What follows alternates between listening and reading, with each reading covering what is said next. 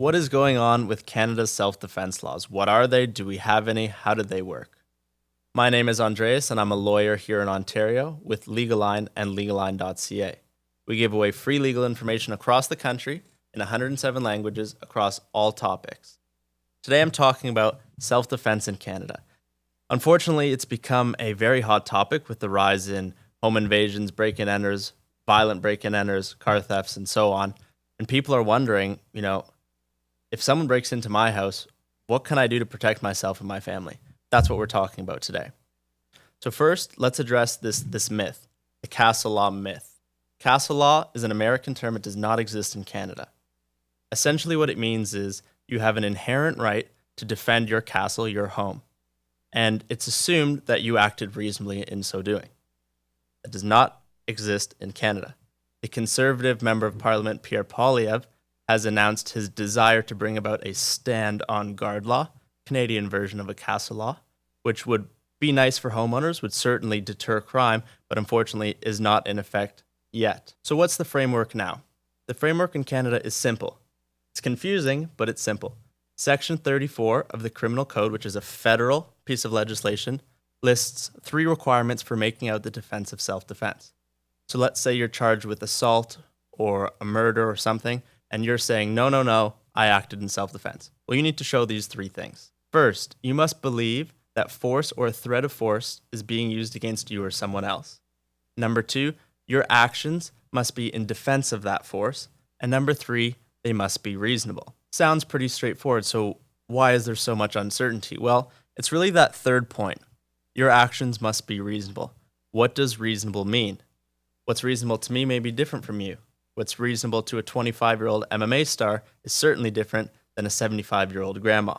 And that's where the confusion comes in. Section 34(2) of the Criminal Code tries to give the courts an idea of what they should be looking at when determining if actions are reasonable. Specifically 32G. Section 32G talks about proportionality. And if you take away anything from this video, it's proportionality being the operative word. What does proportionality mean? Well, it's kind of like reasonable. It's not the same thing. It's kind of equally confusing, which is why we have so much controversy. But the idea is the defensive action was proportional to the offensive action. That doesn't mean equal. If somebody attacks you with a bat, you do not have to respond with a bat. It may be proportional to respond with your fists, with a knife, with a gun. It depends on the circumstances. So let's talk about some examples. Let's say you're at home one night, it's 8 p.m., it's dark out, you're all cozy, you're by yourself, and someone pounds on the door. You weren't expecting guests, you're worried. You grab your 12 gauge and dispatch them through the front door because you're afraid. Turns out it was just a very eager Girl Scout. That's not going to fly. Why? Well, you didn't know if there was a threat because you didn't look. You didn't respond to a threat because there wasn't one. And of course, it was not reasonable because A, there was no threat, but even if there was a threat, maybe the Girl Scout was very aggressive. Killing someone or inflicting a fatal response doesn't seem proportional to, an aggressive saleswoman. Conversely, it's 3 a.m, you're asleep, 3 big guys break in with weapons. They're smashing everything, they're stealing everything, they're charging towards your bedroom, they're charging towards you, and you think you're about to die. You think they're about to bash your head in, they're about to stab you, they're about to shoot you. You grab a lawfully possessed firearm, and you kill the attackers or the intruders. Is that proportional? They only had a baseball bat. Well, it might be.